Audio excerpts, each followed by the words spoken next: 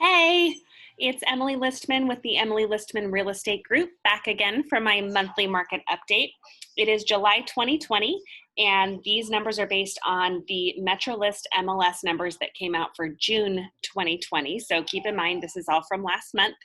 Now, normally I give you numbers that are compared to last year, but because of COVID and everything that's been going on, I'm going to be comparing a lot of the numbers to the previous month so we can really see what's been happening throughout this whole coronavirus experience. So I hope you're cool with that, and I will get right into it. So this graph has a lot of information. It can be a little hard to go through. So what we're looking at is the difference between what's for sale, what's sold, which means actually closed escrow, what's pending, so in contract, and then also what new listings were put up in that month. So if we look at this graph, we can see that what's actually for sale is down 17% from the previous month. Now, what's crazy is from the previous year, it's down 795 units. So you're going to see this trend throughout this presentation, that we're going to see a lot of upticking and a lot of good results from month to month, but we're still way lower in transactions from the previous year. For solds, so we saw the actual for sale listings were down 17%, but our sold listings, things that actually closed, were up 39% from last month. So we're finally seeing sort of those delays in closing that came about from COVID finally catching up.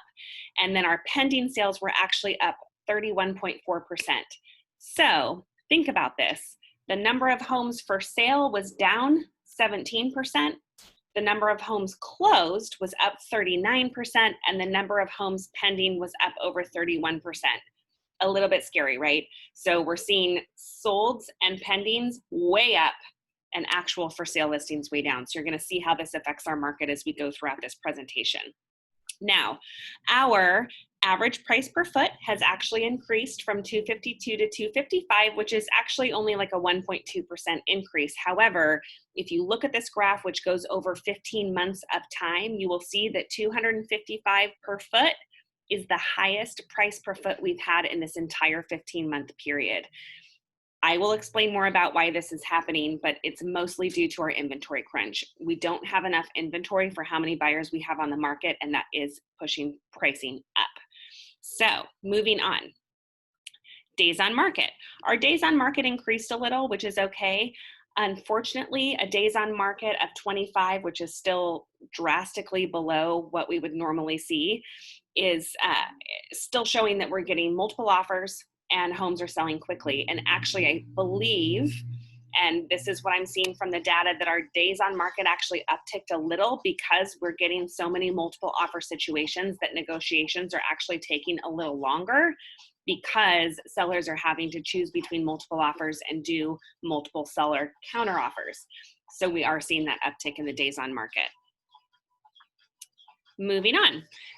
Again, we also saw a huge increase from 431,000 to 454,000 in our actual sold pricing.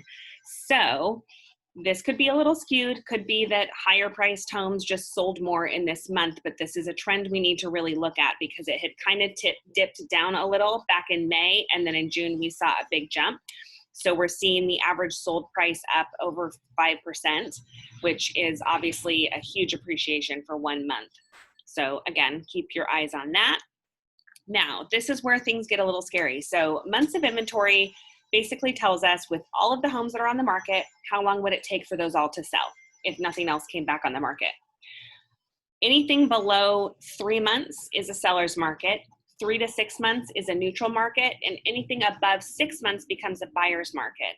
We are below 1 month, which, to be honest, is not a healthy market. We should not be below 1 month of inventory. That means that we have so many buyers looking for homes and not enough homes for sale.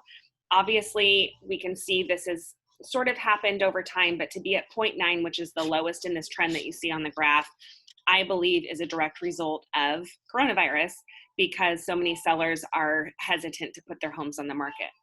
Now, this is based on closed sales, but if we go to the next slide, you'll see that based on pending sales, because again, remember, we had a downshift in new listings, but an upshift in closed and pending sales. So now you see, based on pending sales, we actually only have a 0.7 months of inventory, which is even scarier, to be honest. As a real estate agent, I've been doing this 15 years. We need inventory, you know, for the market to thrive and for things to go in more of a neutral, balanced basis. We really want to see that months of inventory to be between like 2 and 3 months. So for it to be at 0.7 months is the signs that our market is not healthy in the way that we need it to be balanced. Okay. Now, absorption rate. So absorption rate is sort of counters with the months of inventory, sorry. But absorption rate should be between pretty much anything below 33% is a buyer's market. Anything above 66% is a seller's market. But we're actually above 100%. And that means that we don't even have enough inventory to absorb. We're above 100%. And so just to piggyback on the months of inventory, this is slightly alarming. And this is based on closed sales. Based on pending sales, we are actually at 142% absorption rate. I've never seen anything like this in my 15 years of real estate. I don't want to scare everybody, but it's alarming. Like, we really do need more inventory for what our buyers are looking for. So what does this all mean? There's a serious lack of inventory for buyers to choose from, which is forcing multiple offer situations. It's forcing prices to go up. And because rates are so good, buyers are able to have a little more spending power. So what's happening is buyers are able to actually offer over the list price, which we're not necessarily seeing a huge trend on, but what we are seeing is multiple counteroffer situations. When I say that, I mean 10 offers on one home in the first weekend. Okay. Average days on market is still startlingly low. And that indicates that buyers are not wasting any time with the offer process and they are moving forward. Despite COVID and despite everything that we thought we were going to see, and every economist that I have listened to in the last 3 months, pricing is steady and rising. Months of inventory estimation below 1 month and an absorption rate above 100% indicates we will continue to see multiple offers as standard and potentially increased prices. Now, again, like I said, not one economist, sorry, I've got a typo there, not one economist I have listened to has foreseen this market, okay? They've all seen huge uprises and dips and rises and dips. So I've heard the V, I've heard the W, I've heard all different estimations of how this market is going to go, and no one has quite estimated what is actually happening in our market. Buyers are not slowing down. Sellers should consider seriously embracing the current market opportunity to sell quickly and for an excellent price. There is an unknown, but that unknown should not be holding you up, because the unknown is very unlikely to be better than what we have right now if you're a seller. So if you're a seller, jump off the bench and get on board, because now is the time to sell. We have low inventory and active buyers. We have stable prices that are rising. We have our reopening and phase 3. Of course, we're closing again, so we'll see how that affects the market.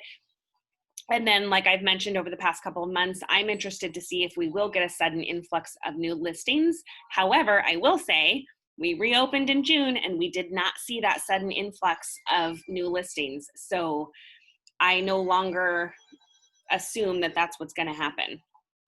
If you have any questions about buying a home or selling a home, I offer a free buyer home buying 101 session. I'm happy to go over with you. If you're a seller, I have a huge packet of information that will go over all of the marketing that I do for your property, and also to prepare you for how quickly your home might sell.